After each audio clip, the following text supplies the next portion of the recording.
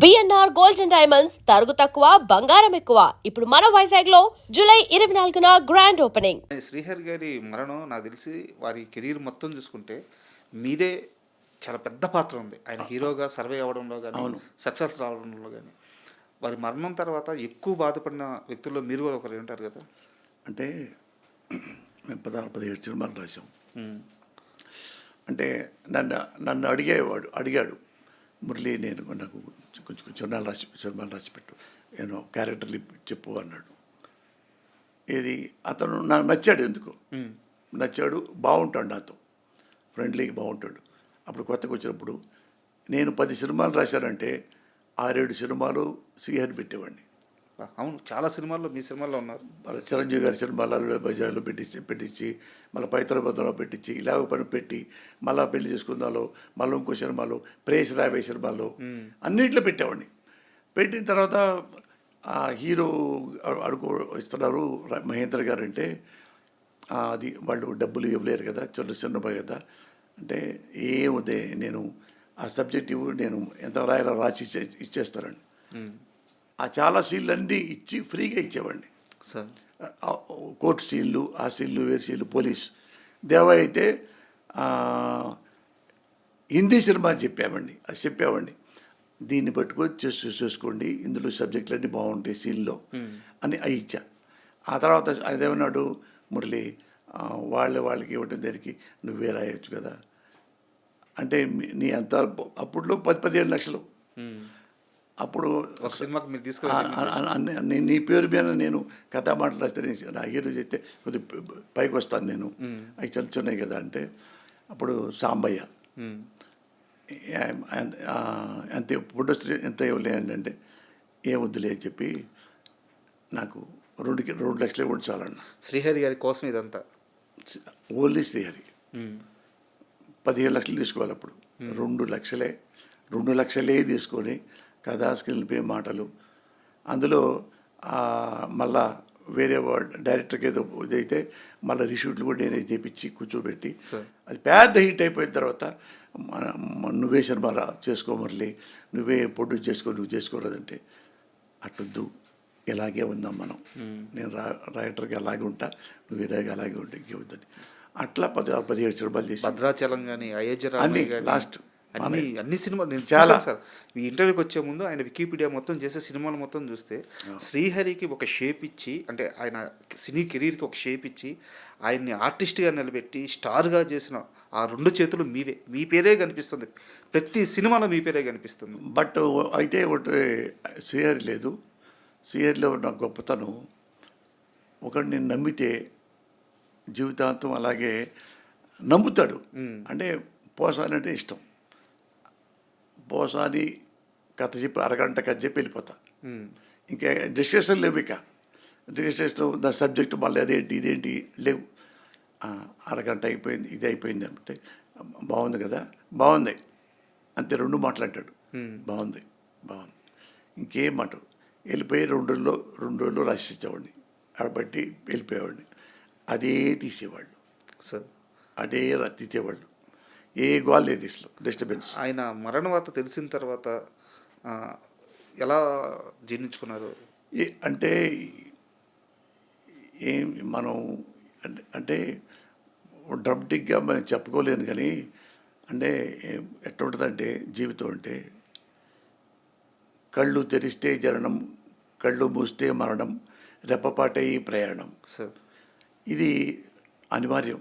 రేపు పోసానికి ఇష్టపడి తెచ్చిపోతాడు, ఇంకోటి పోతాడు.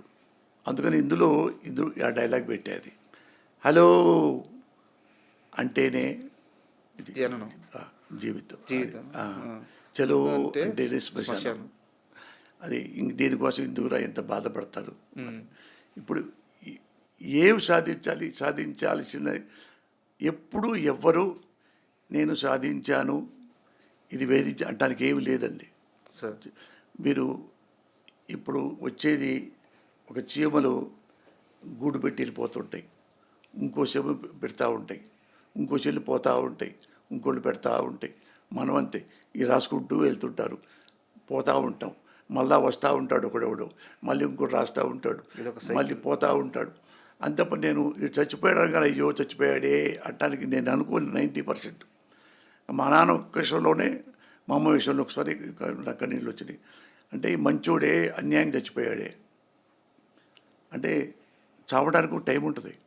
అంతే కదా సార్. మనం వెళ్తున్నాము, ఇప్పుడు నేనున్నాను, చచ్చిపోయిన పెద్ద ఇష్యూ కాదు ఇది, 60+ అన్నా కానీ ఇప్పుడు అది మనము చచ్చిపోతాము అనేది నాకు భయం లేదు. ఇప్పుడు చచ్చిపోతాము అనే భయం నాకు ఎప్పుడు లేదు. Very cool. నాకు దాని మీద ఇప్పుడు అమ్మ 100th బర్త్డే బాగుండే అట్లా లేదు సార్. అంటే అన్నీ సాధించుకున్నా షార్ట్ టైంలో అన్నీ సమకూర్చా. ఇక నేను చేయాల్సిందే లేదు. అందుకని మంచి పనులు ఉంటే చేయటం. సార్ అయితే ఒక హీరోతో మాత్రం మీకు అమితమైన స్నేహం, అమితమైన ఇద్దరి మధ్య మంచి పరిచయం కానీ స్నేహం కానీ మొత్తం ఉంది. ఎప్పుడు ఎక్కడ బయట పెట్టలేదు మీరు హరికృష్ణ గారితో. హరికృష్ణ గారికి పడిన ప్రతి సక్సెస్ మీరు రాసిందే డైలాగ్స్ అన్ని. అవును. పైగా ఇద్దరి మధ్య మంచి బాండింగ్ ఉంది. లాయర్ కూడా రాశా. లాహిర్ కూడా. అవును, సీతయ్య కానీ మీరంటే భలే ఇష్టం అంట ఆయనకి. ఫ్రెండ్, అదే ఫ్రెండ్షిప్. ఆయన ఏ పోసానే అంటాడు అన్నా, నేను షూటింగ్కి వెళ్తానా, రైటర్గా పను అప్పుడు రైటర్గా ఉండేవాడిని, ఇది చేస్తానా అయ్యి అడగడు.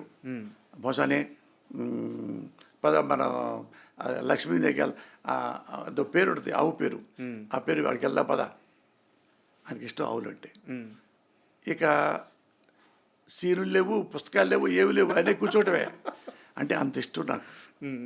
ఆయనకి నేనంటే ఎంత ఇష్టం.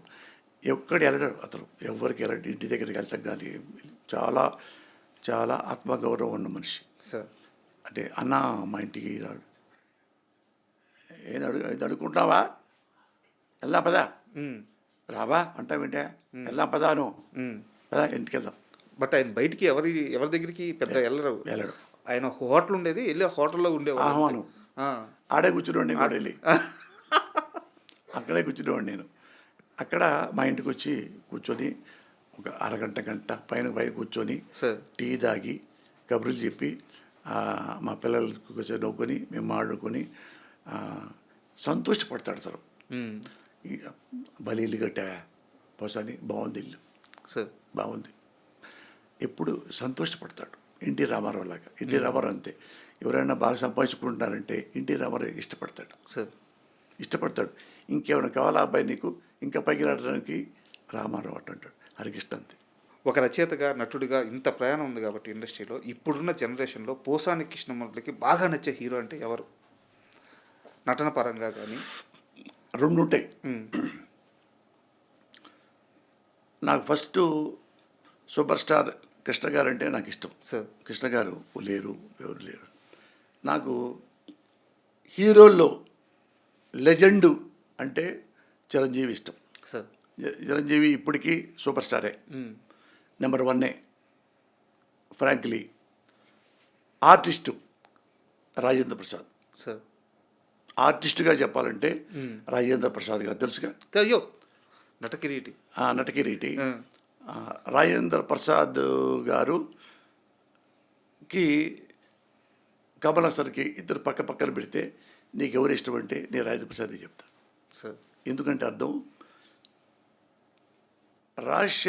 రాజేంద్ర ప్రసాద్ బిహేవియర్ ఎట్లా ఉంటుందంటే, ఇప్పుడు కామెడీ సినిమా, కామెడీ సీన్ తీశారు, ఇది కామెడీ సినిమా అంటే కామెడీ అయిపోయింది, కానీ వెంటనే మినిట్లో స్పాట్లోకి వెళ్ళి కామెడీ చేసేస్తాడు. కూర్చుంటాడు, బజ్జీలు తాగుతాడు, టీ తాగుతాడు ఏదో అనగానే, సార్ ఇది కన్నీళ్ళది, ఓ అమ్మ చనిపోయిన సీన్ కూడా ఇవ్వాలి పెట్టారా, ఇది అమ్మ చనిపో, అక్కడికి వెళ్ళంగానే చచ్చిపోయింది సార్ మా అమ్మ, వెంటనే వేరియేషన్, చచ్చిపోయింది సార్ మా అమ్మ, ఎందుకు చచ్చిపోయింది సార్ మా అమ్మ, అసలు ఏమీ మాట్లాడకుండా ఏడిపిస్తాడు సార్. ఏమీ మాట్లాడకుండా. కమల్ హాసన్ ప్రిపేర్ అవ్వాలి యాక్టింగ్ చేయడానికి, ఇతను ప్రిపేర్ అవ్వడం, ఇన్వాల్వ్ అవుతాడు. రాజేంద్ర ప్రసాద్లో ఉన్న గొప్పతనం అది. సెకండ్లో అలాంటి ఆయన నన్ను చూస్తే నన్ను నవ్వుతాడు. ఆయన సీన్ పెట్టాము, ఆయన బెడ్ మీద ఉన్నాడు హాస్పిటల్లో, నేను కూర్చొని ఏ సార్ బాగున్నారా, తగ్గిందా, ఈ మాట చెప్పడానికి అటు చూడంగానే పెద్దగా నవ్వాడు. నేనంత కామెడీ నిన్ను చూస్తే మాత్రం నాకు నవ్వు వస్తుందబ్బా అనేవాడు. అది అతను తెలుగు ఇండస్ట్రీలో బెస్ట్ ఆర్టిస్ట్ సార్. నాకు దృష్టిలో. సూపర్. అంతే, అయి better than Kamal Haasan. Super sir. అయితే దీని కంటిన్యూటీ సినిమా ఇండస్ట్రీ గురించే, ఇప్పుడు మీ మేనల్లుడి గురించే, మీ దగ్గర శిష్యరికం చేసి ఈ స్థాయికి ఎదిగి ఇప్పుడు one of the biggest director ఇండస్ట్రీలో బాలయ్య గారితో సినిమా దిగిపోతున్నారు కొట్టాల శివ గారు. సో మీ అల్లుడి ఆ ప్రయాణం, ఆ సక్సెస్ చూస్తున్నప్పుడు, మీ మేనల్లుడి సక్సెస్ చూస్తున్నప్పుడు ఒక మేనమావగా ఏనిపిస్తుంటుంది? ఎందుకంటే మేనమావ అంటే మరో తండ్రి అంటారు. కాదు, ఇప్పుడు హిట్లు ఫ్లాప్ రెండు ఉంటాయి. ఒకటి ఏం చేయాలంటే హిట్ అయినా ఫ్లాప్ అయినా కూల్గా ప్రయాణం సాగిస్తే సినిమా ఇండస్ట్రీ చివరి దాకా ఉంటాడు. అది చెప్పదలుచుకుంది, ఎందుకంటే ఏం లేదు. ఫ్లాప్ అయిందనుకో ఏడవక్కర్లా, హిట్ అయిందనుకో పొంగి ప్రభులకి వెళ్ళి డ్యాన్స్లు వేసి డక్కటక్క డక్కటక్క డక్కటక్క అని వెళ్ళక్కర్లా. చూడండి, తెలుసుకొని ఏది మన రాఘవేంద్రరావులో పెద్ద హిట్ అయినా కానీ అట్ట నవ్వుతూ ఉంటాడు రాఘవేంద్రరావు, ప్రౌడ్గా ఉండడు. దాసరి నారాయణరావు 100 దాటి సినిమాలు చేశాడు, పెద్ద పెద్ద హిట్స్. రామారావు గంటి, నాగేశ్వరరావు గంటి, కృష్ణగంటి, సోమబాబు గంటి, అందరి హిట్లు అన్నీ చేశాడు. చిన్నోళ్ళకి పెద్దోళ్ళకి కలిపితే అన్నీ కలిపినా కానీ ఆయన కూడా ఎప్పుడు వెర్రి వేగడు. నేనే నెంబర్ 1, ఎవడరా మన జోలికి వచ్చేది ఎవడురా అని మాడతారే, ఆ టైప్ కాదు. నేల పెంచి మనుషుల్లాగా ఉంటారు. బోళా శంకరుడు, దాసరి నారాయణరావు గారు. ఇది ఎప్పుడు కథ కథ కథ మాట్లాడుకుంటూనే ఉంటాడు, చేస్తూనే ఉంటాడు. అలాగే రాఘవేంద్రరావు గారు పెద్ద హిట్ అయినా అలాగే కంగ్రాట్స్ సార్ నవ్వుతుంటాడు, పోయిందనుకో అంటాడు. వీళ్ళు ఎట్లాంటి మనుషులు కాదు. రామానాయుడు ఎవరు కష్టపడి బాగా చేస్తాడో వాడిని ప్రేమిస్తూ ఉంటాడు. అందుకని రామానాయుడు ఎందుకు నెంబర్ 1 అయ్యాడు, ఇండియాలో నెంబర్ 1 ప్రొడ్యూసర్? ఎందుకంటే కష్టపడతాడు. ఇప్పటికీ చనిపోయేదాకా ఆయనే ట్రాలీ తోస్తాడు, అవసరమైతే తోస్తాడు. ఏమిరా టైం అయిపోతుంది 9కి బయలుదేరాలి, లైట్లు బర్నింగు, బాయ్ లాగా ఉంటాడు రామానాయుడు గారు. సెట్లో బాయ్ లాగా పనిచేస్తా. అందుకనే వాళ్ళు పెద్దవాళ్ళు అయ్యారు, ఊరికనే వెళ్ళరు.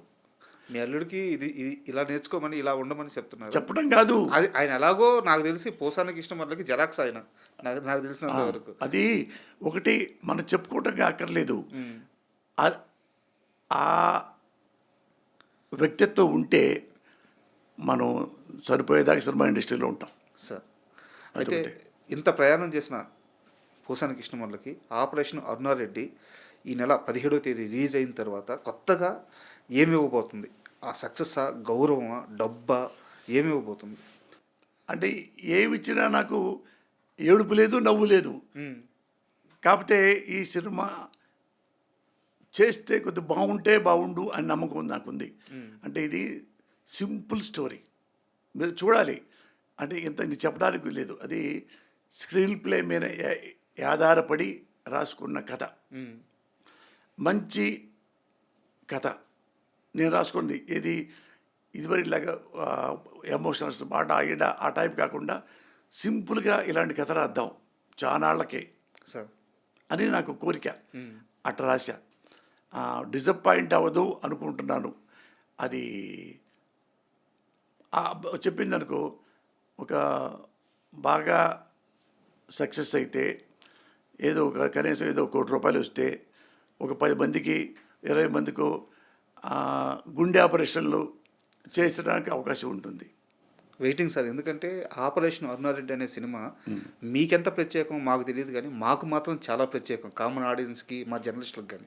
ఎందుకంటే మళ్ళీ మిమ్మల్ని సినిమా ఇండస్ట్రీలోకి లాక్కొచ్చిన సినిమా, కొంచెం గ్యాప్ తర్వాత. అవును.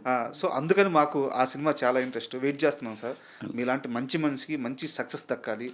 మీరు ఇండస్ట్రీలో చాలా యాక్టివ్గా ఉండాలి అండ్ యాక్టింగ్ కూడా స్టార్ట్ చేయండి sir please. Thank you very much sir.